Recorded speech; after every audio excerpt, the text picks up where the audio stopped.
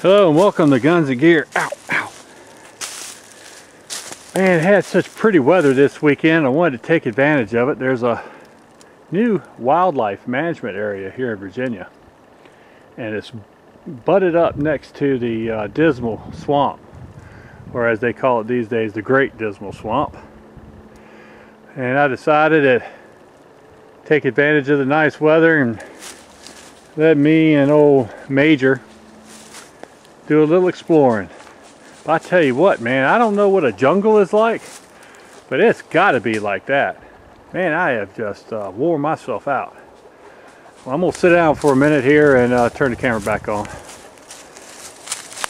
Say hi to everybody, Major. Major, what are you doing, boy? All right. This is much better. Well, I'll tell you, I've had a wonderful day today. Got me a new piece of woods to explore, and I like it. I like it. I know it's thick.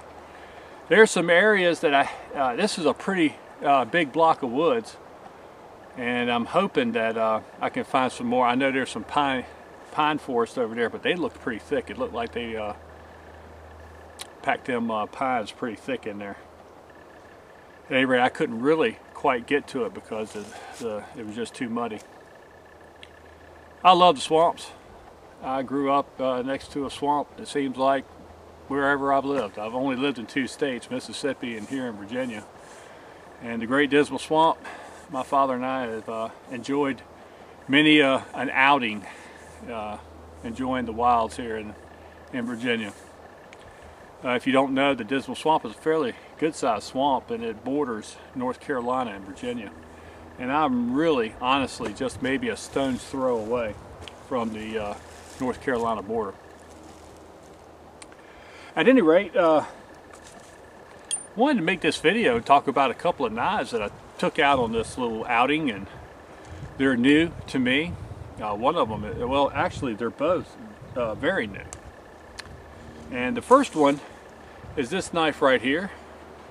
This is from Benchmade, and Benchmade has decided to make a bushcraft type of knife, and I believe that's what they call this, the Bushcrafter.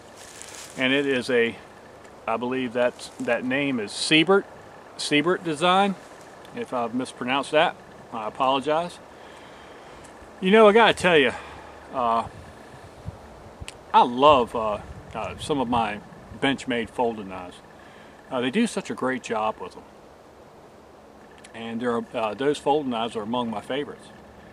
But it always seems like that when it comes to their fixed blade knives, they always seem to leave something out, leave something to be desired with the design, with the overall knife. And that's so far my first impressions of this Bushcrafter. Mr. Sibert, I'm sure, is an outstanding designer, but I don't know how much of a bushcrafter he is. This is a very new design. I think that they were actually introducing this at the SHOT Show, even though that they had already started delivering them. This is number 272 of 500, I guess, for their first production run. But I think it's supposed to be a part of their standard run. I really want to like this knife, but there's a few things I wish they'd have done differently. First off, I've never liked the knives that have a curvature in their spine. That's just a personal preference thing. I really want to like this knife though, so I'm gonna give it a good opportunity. The grind is not exactly a grind that you would normally see with a bushcraft type of knife. It is, and I know y'all are not going to be able to tell this, but to me it looks something between a saber grind and a hollow grind. And the reason that I say that is most of the saber grinds that I've seen have more of a straight angle going down to the secondary bevel. And this looks like, at least to me, it looks like it's kind of curved in like a hollow grind would be. They call it a high grind, and I really don't know what that means. But it's made of some pretty good steel. That's that S30V, and it is a stainless steel, which, you know, a lot of folks like the carbon steels for their bushcraft knives. But I have to be honest with you, I have new experience with one of the newer steels, which is CPM S35VN, and a Bark River knife that I have. And that is an outstanding steel, and I see where it gives up nothing, absolutely nothing to carbon steel, and it does have the rust resistance that you get from stainless. So I don't know about this steel, but I've only done just a little bit of cutting and carving and whittling with this today. It seems to do just fine. It came out of the box very sharp. It has just shy of a 4.5 inch blade. I think it's 4.4 inches. Has a fairly thick stock, which I don't know what that is in inches, but it's a fairly thick stock on a knife.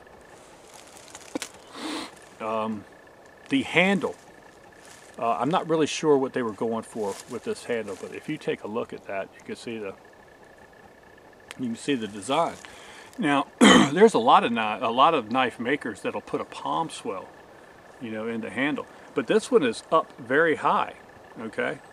Which I guess if you had small hands, it would be just about right. But if you have a little bit bigger hands, that palm swell is actually up, you know, towards your forefinger, which really doesn't make any sense to me.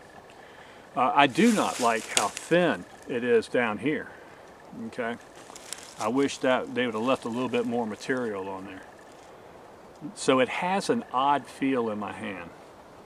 And I cannot choke up on this knife enough to get that palm swell, you know, in the middle of your hand like I'm used to seeing.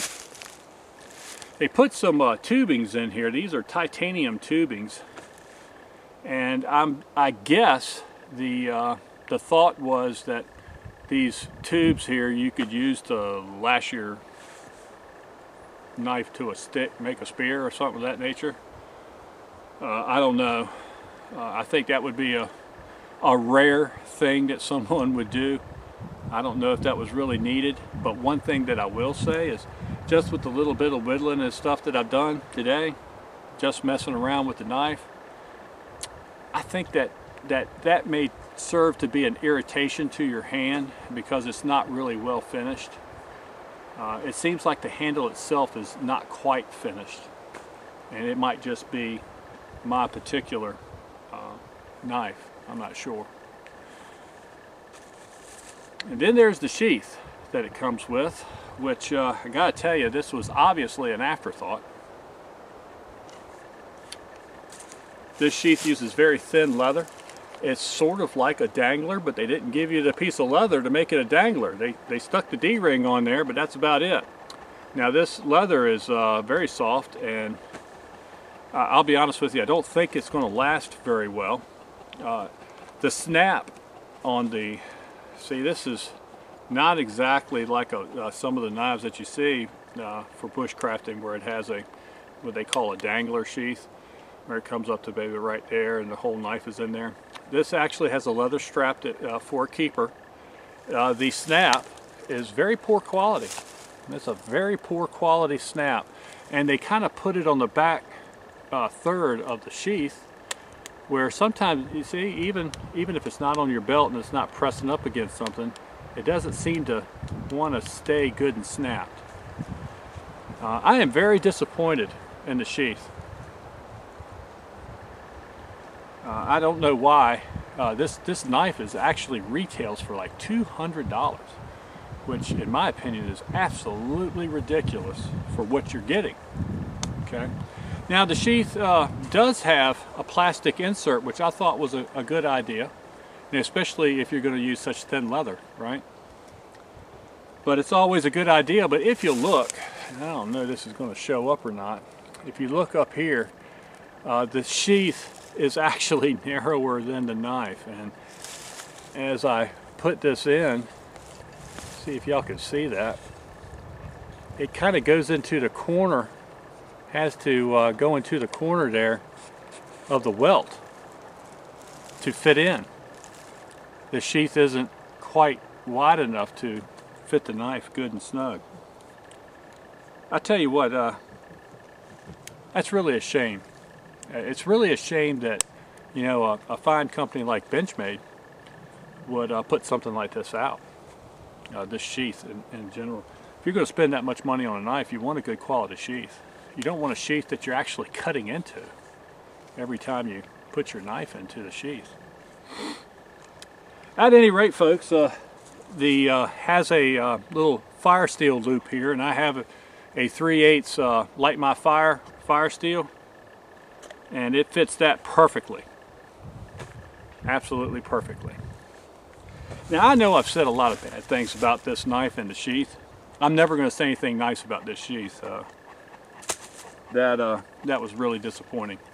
But the knife itself, I'm sure some people are going to like some of the aspects of this knife. At any rate, I'm going to try to use this knife quite a bit this winter and see how my opinion develops. All right. Well, thank you for watching my video. This one was already longer than I wanted it to be. I'll make another one about the other knife.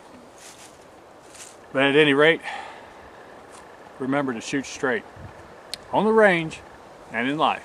Thanks.